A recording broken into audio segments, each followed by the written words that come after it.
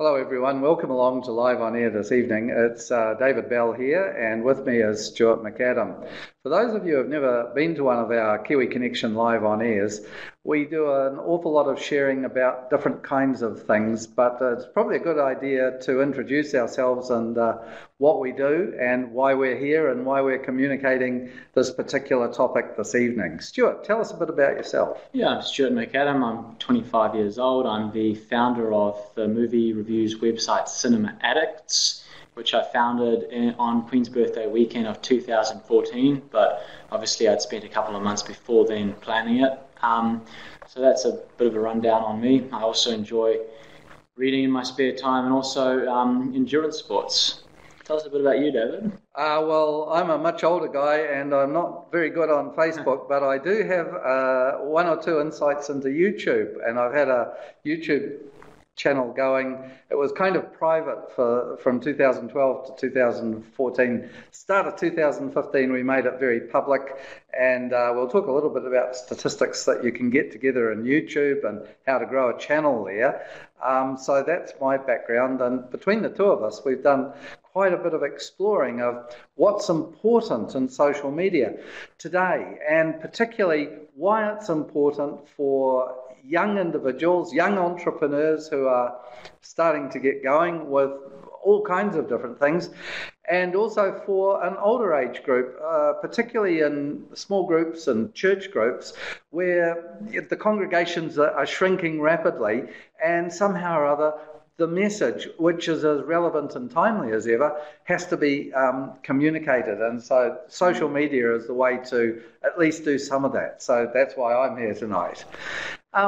Let's have a look at the first really important thing that Stuart and I realised as we were doing planning for this session.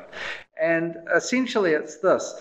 We believe that if you want to increase your presence on social media, to have people watching and viewing, etc., the first thing you have to know is who your audience is. Now, you're going to have to know a lot of things about yourself as well, but Stuart, how important is it to understand and define your audience? Well, it's massive. I think if you don't know who your audience is, then you're just going to be sending a bulk message out to the masses. And as you know, with television advertising and a lot of this other broad generic advertising, it can be quite a good time filler, but it's often, sort of a bit futile in terms of reaching the people you really want to reach. So I would say you would have to know everything from their age, their interests, what type of content they enjoy, what type of content they consume, what sort of like their typical lifestyle looks like, because if you know those things, you can start to gain an understanding of what type of materials and content you want to put together for them. And we'd be delighted if you want to make some comments in the YouTube channel, just telling us a little bit about yourself and what kind of audience that you hope to attract to whatever it is you're doing. We may be able to come back to you with some further ideas on how to refine that. But it often also depends on the context that you're coming from. So what kind of group do you belong to? Do you belong to a not-for-profit? Do you want to be a social media influencer? Stuart and I don't claim to be social media influencers, but we do claim to be able to put a certain amount of content out there that has an influence.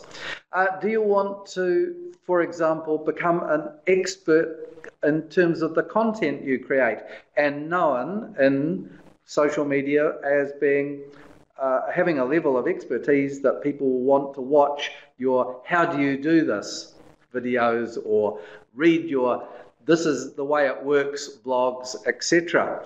You may also be a young entrepreneur who's got a massive amount of knowledge about social media, but we think that getting over a number of hurdles in social media is not always taught and communicated well, especially to the young groups. So knowing the context that you've come from is really important. Stuart, when you set out to create Cinema Addicts, what context did you come from? Had you done anything before? Yeah, so I had the great fortune of working for the lifestyle websites Get Frank and Chelsea, which have been running for a couple of years now and had and established relationships with different PR and film companies. So I started out just as a writer of any sort of topic which came my way, and slowly moved towards being the film critic for the website. So that was something which gave me a huge leg up in terms of experience and contacts and connections and that kind of thing. So that by the time I got around to actually creating and defining that audience that we were talking about earlier on, I had a relatively good idea as to the type of people that would be likely to engage with the content that was being produced. One of the things that I noticed, Stuart, is that when you had Cinema Addicts, which you grew from a big fat 0 to a reasonable size, 6,500, 7,000 followers, in terms of growing that, you had to have written content every day. And you introduced me to the principle that you need to learn to create a little content every day. Now, that content could be writing, but it could be taking a photo, a well-composed photo. It could be creating a video every week.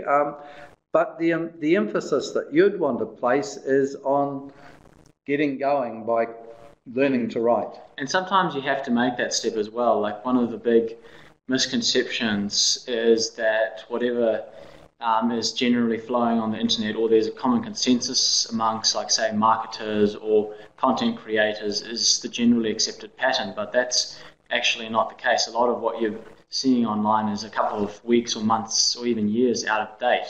And we definitely discovered that with Cinema Addicts initially, in that we wanted to have a dual appeal. One was to people that were into independent type of films, so those that were quite sort of artsy and alternative and like low budget dramas, comedies, that kind of stuff. And then you had your sort of blockbuster type of audience. So that one, you're talking about the sort of superheroes, Guardians of the Galaxy, and all these other summer blockbusters that come out. So with that kind of thing, we had to refine and redo it. But again, it was something which did take a while, and it was probably only about 6 months into it where myself and the other co-founders of Cinema Addicts realised that we needed to start changing the way that we were creating the content and starting to be more innovative, not just developing it, but also promoting it as well, because that is the key way in which you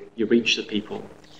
Oh, well, we're going to really come and look at that marketing thing, because that's your whole area of expertise with social media.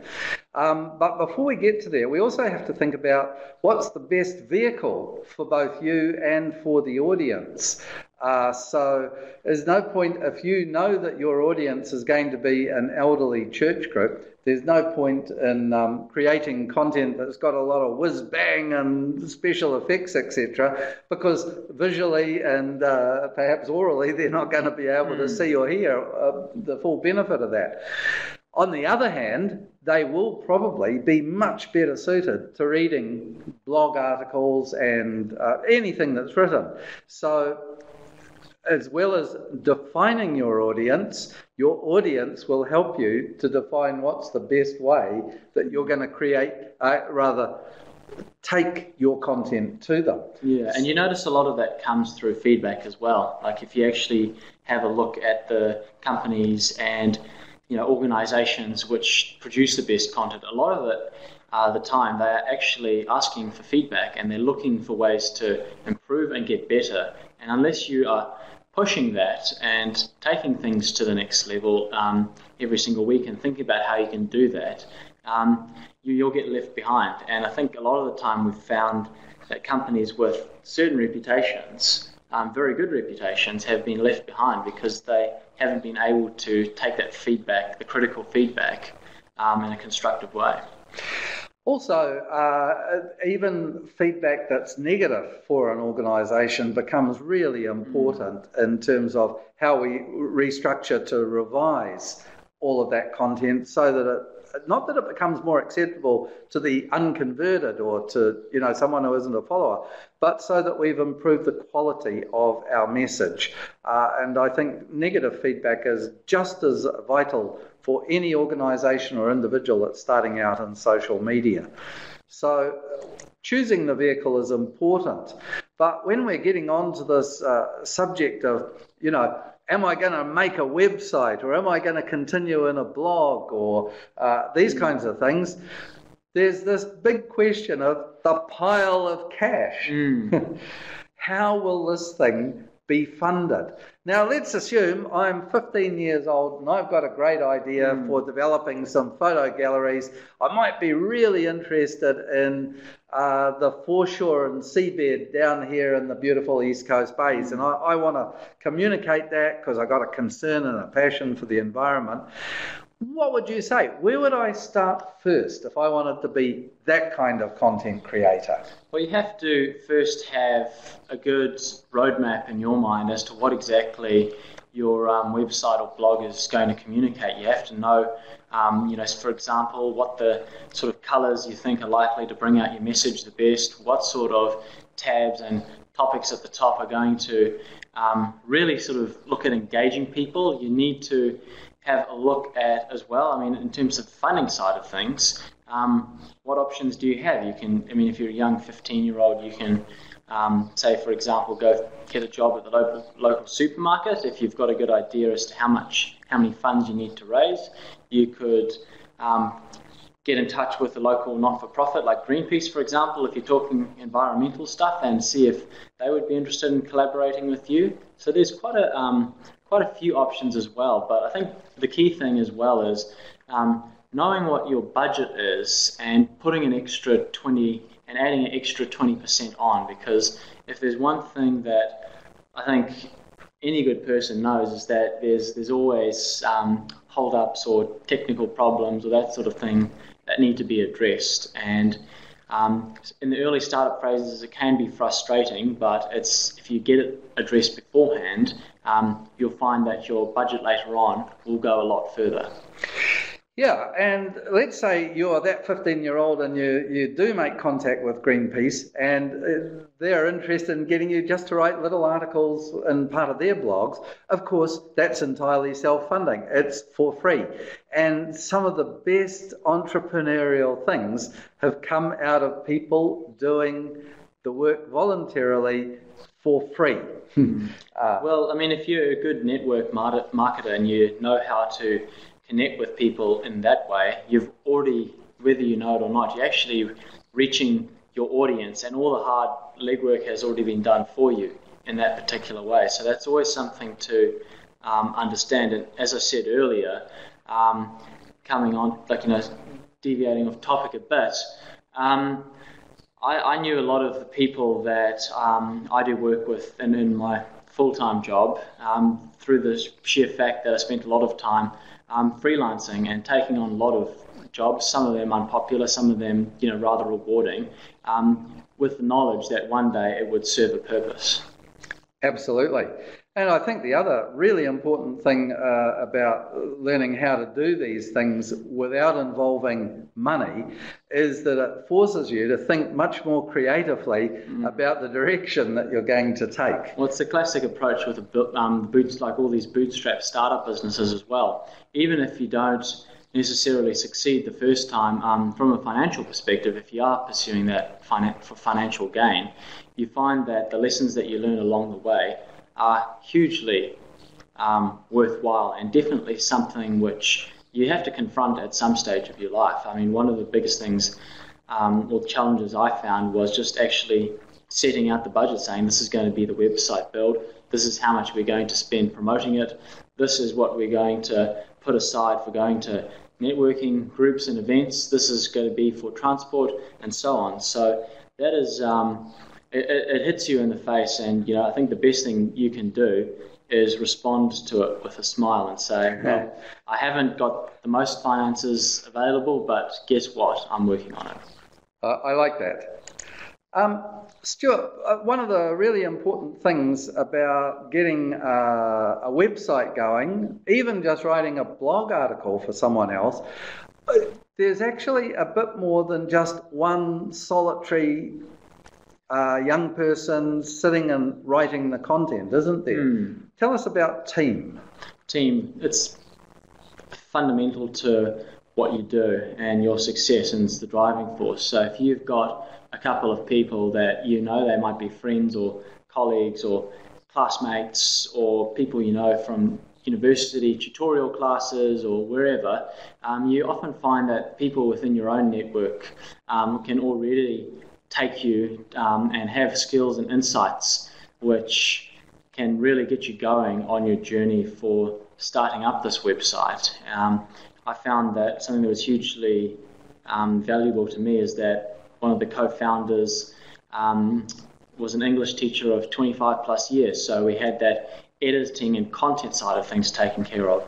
The other co-founder was a film school graduate, so he had a couple of connections and networks into the film industry as it was.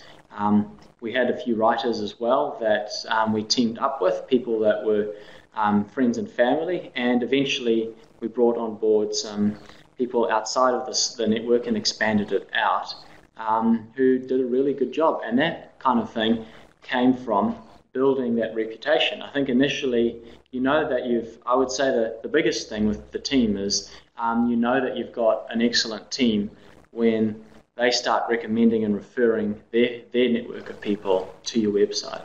Well, it's very interesting. Stuart actually asked me to do some reviews at the latter stages of Cinema Addicts, and I was pretty reluctant about that. I don't have any trouble writing things. I got no trouble producing words, etc. But I'd never really, I go to the movies, but I'd never really thought of it from a reviewing angle. So he very carefully assigned me to do, it was called Off the Grid, and it was about people that chose to not be connected to the electricity grid in remote parts of Canada. And it was exactly the kind of documentary that absolutely intrigued me, and the creativity and the ability of these participants that was captured in a stunning kind of way against the bleakness of the Canadian winter. I thoroughly enjoyed that. But if you're 17 or 18 years old, your network of friends is precisely the group that is going to be probably your best team. They may also be your harshest critics, and you've got to learn to roll with the punches on that. But you also, I think, need someone else, and that's a mentor who isn't actually directly concerned with anything in terms of the website, the blog, the content, or any of those funding issues. Just someone that you can go to and in a general sense say, hey, this is an idea. What do you think of, if we do this with the website? Because often it's that mentoring ability that gives a kind of steadying influence, because you want to be in this for the long haul. Absolutely. And I mean, one of the things that I was very fortunate to have is my father was often very eager to give insight and feedback into a lot of what was happening with Cinema Addicts, asking questions, sort of probing and seeing if I actually knew and what if the team actually knew what they were communicating with Cinema Addicts, and trying to come up with creative ways to push it forward to the next level, because whether or not we realized it, we had something that was quite unique at the time, and it was something where competition was quite low when we started it up. And as time's gone on, Cinema Addicts has sort of seen a couple more, independent film websites crop up as a result. Yeah, and that leads very naturally into, I think, the critical issue for anyone, whether it's a church group and they've got a Facebook page or they've got a website, or whether it's a young person wanting to start a cinema review site or other kind of review, it's what's the best kind of marketing that you can do. And the reason I'm asking you this, Stuart, is you've decided what's the best vehicle for your sort of content. In my case, it's video. Video is the vehicle by which I want to be able to deliver the Christian message. I could do it just in terms of text, so a blog, and in fact I do both. But how do I market my YouTube videos? How do I market my blog site, you see? And this is probably the most crucial step for anyone. Well, you have to have a look at, again, referring it on what sort of audience that you have in the first place, and having a look at what things they respond to the best. With the Cinema Addict side of things, we found that Facebook, Twitter was the most effective and dynamic way to reach the audiences which we were after, because there were a lot of film lovers on both platforms, but also as well a lot of actors, directors, producers, stunt people, choreographers who we were looking to interview that were on that platform too. So in a way, it spoke to both audiences, and it allowed us to have a reach which was, I think, better than anything else. And you have to initially be patient with growing up your audience base. It is going to take time, but you find that if you are smart and shrewd with the marketing that you do, you can reach quite a wide audience, which is what we discovered when we started paying for the promotional content. Initially, building up that reputation, getting that established. Once that was done,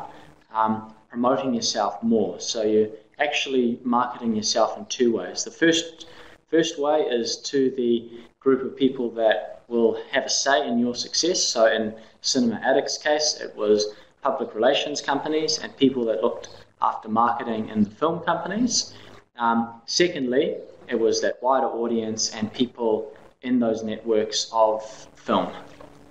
Right, and let's just think now, if I can move out of the 15 to 24-year-old bracket and think of the average church-based group, which is much older, probably looking at the 65-plus age group there. And, quite a few churches certainly have Facebook pages, and most churches have got their own website, but none of these things are particularly effective. And they haven't come to that last step that you talked about, and that is that you've actually got to promote yourself in order to gather some views. Now, Stuart has helped me to grow my Live On Air page, which is an offshoot from our video YouTube channel, in Facebook. And I really don't know the first thing about Facebook, but we've gone from a figure of 0 to about 10,500 followers off the two Facebook pages. Now, Stuart grew all of those followers because he undertook certain key things that I still don't know what they were, but they had something to do with figuring out who was likely to watch, defining the audience and then looking at the content and making sure that the content matched the audience expectation.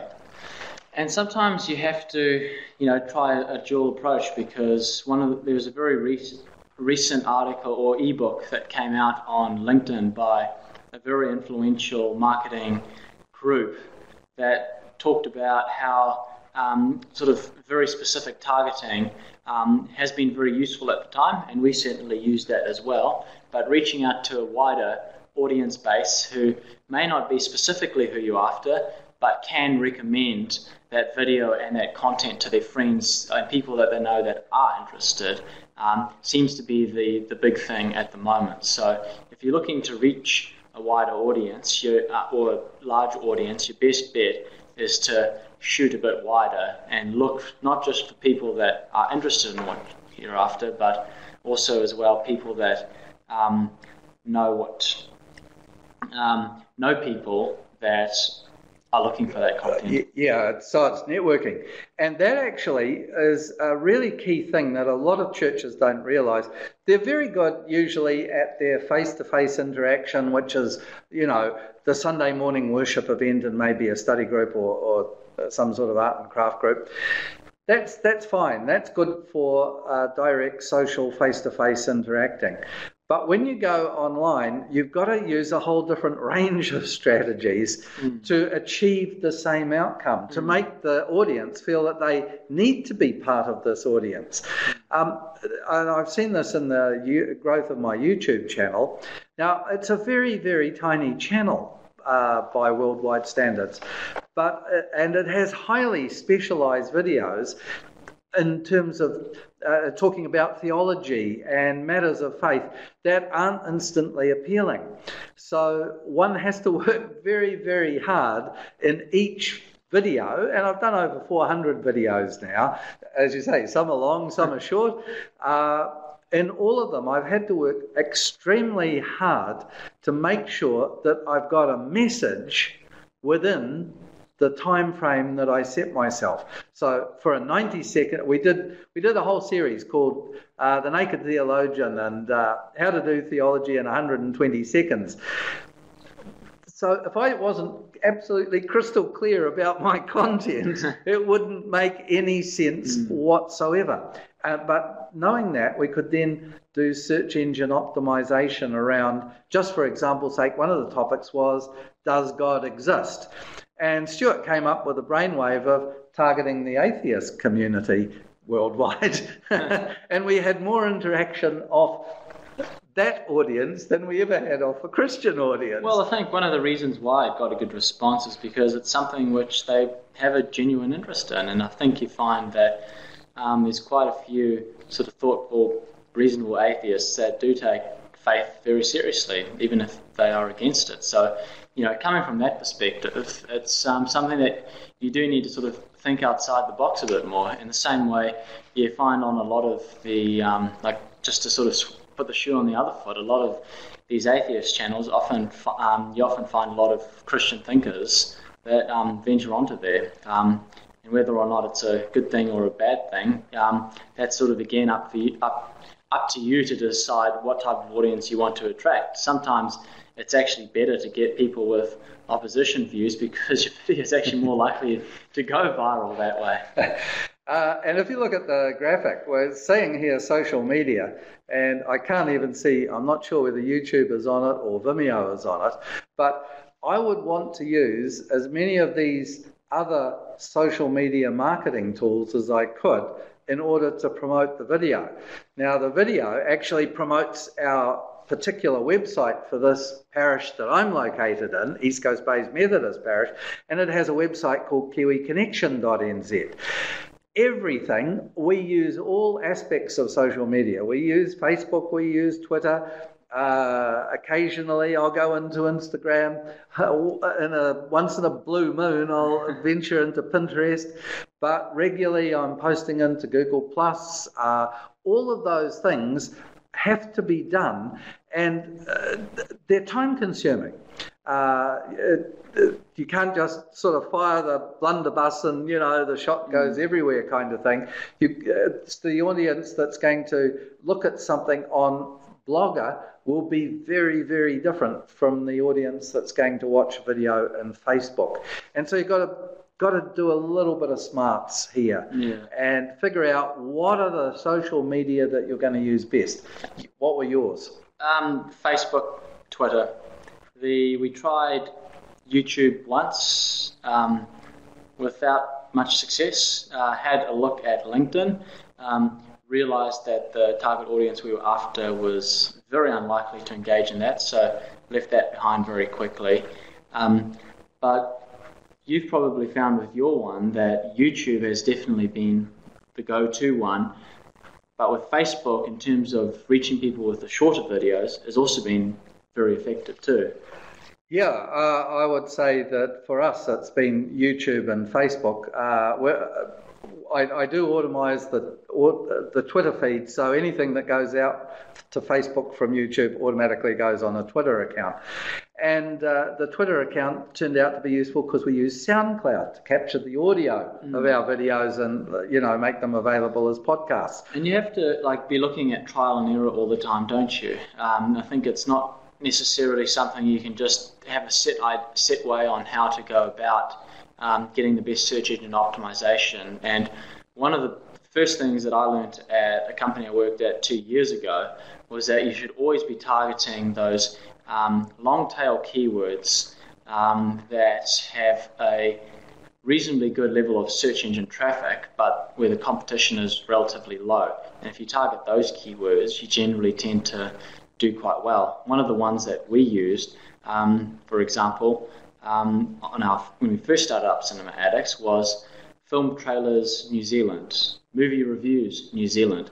And within a year, we were coming up on page 1 on Google and other prominent search engines because we had targeted those keywords so heavily and we had reaped the rewards of it. Yeah, and we found the same with the YouTube. We have the long tail. We always use the same on 99% of videos, Kiwi Connection Practical Theology.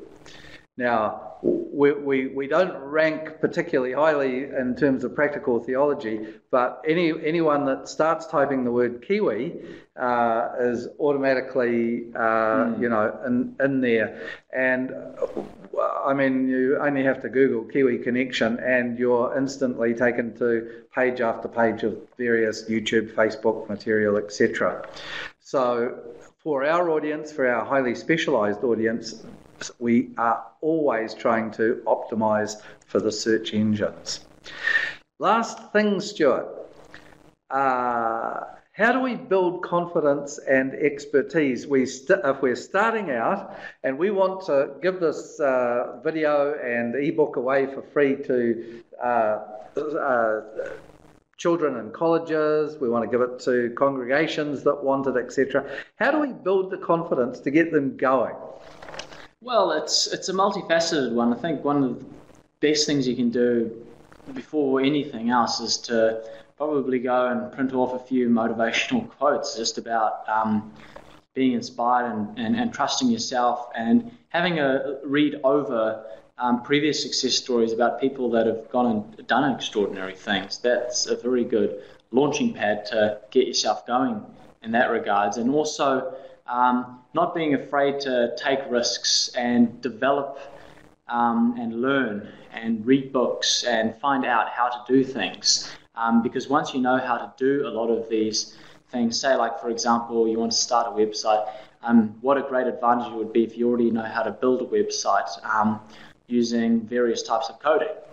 And having that expertise to admit as well that you don't know everything, because not all of us do, and we're always learning, and bringing in outside people who can provide that expertise and knowledge to give you that extra confidence to get the most out of your website. Because a lot of the time, I think pride can get in the way of developing successful website and successful ventures, and as soon as you put that to one side, you generally find you go a lot further.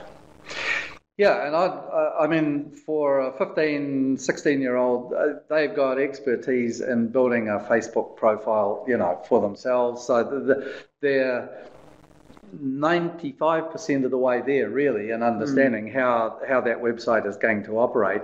When it comes to building their own website, there are some excellent free tools around. But, one of the best new little programs that's available, it costs nothing. It's the Adobe Spark program. And it'll let you build a page, it'll let you build your own brand, all for free. And they do it in such a way, they've actually built it into a lot of the curriculum in American schools. They call it, kids are creating sparkles, sparkles of light and learning and all kinds of things. These web pages can be extremely interesting to read. So I'd say that if you're in that 15 to 24 age bracket and you haven't created a website and you want to get into it, I would really recommend going with Adobe Spark. It's free. Just Google it and you'll see how to download it, and you can create your own brand. And it has limited flexibility in what you can put on the website, but you can do some really amazing things. And best of all, what it will do is it's designed to work for mobile. And that, I think, is the single biggest issue that I've got with my own website to some extent, but virtually every church website, Facebook pages, etc., they are not really good on mobile. The little Spark concept works extremely well. The other website material that I'd recommend for an older age group, and particularly a church-based group, is to be unafraid to hire the expertise and start a Mahara e-portfolio site. Mahara is open source, doesn't cost you anything. It's a wonderful bit of software that was first written for the New Zealand educational scene. It attached itself to the big operator of Moodle, the big brother, if you like, in Australia, the little sister in New Zealand. And the Moodle Mahara thing is an international platform. I think it's the single biggest learning integration in the world. You can download both of those for free, but you need some expertise. What I'd do with an e-portfolio after that is that an e-portfolio that's run by a church will give you a power to embed from anything in the web into that website, and all it requires is some enthusiasm on the part of people to keep it going. We started recently an art group in the Kiwi Connexion website. So that's within our parish. That art group has their own private pages because we don't believe that we're ever going to be Picassos or Van Goghs or whatever. So no one can view it. But boy, it's very stimulating to the 8 or so people that gather to do their painting and drawing. And I mean, I'll sort of jump in there and say quickly, David, it's one of the things where you need to be very sure of as well when you are starting up, is developing something which is able to not only challenge people but also engage them effectively as well, because if you can get the engagement part right, and everything else seems to trickle down from that, I would say. Yeah. Any final comments you'd want to make, Stuart, before we draw tonight to a close? No, I think we've pretty much said it all. Okay, and when this video comes out, we'll also have some links to some free books in the About section of the video that you can download, and you're welcome to share and distribute. So thanks very much for watching, and see you next week.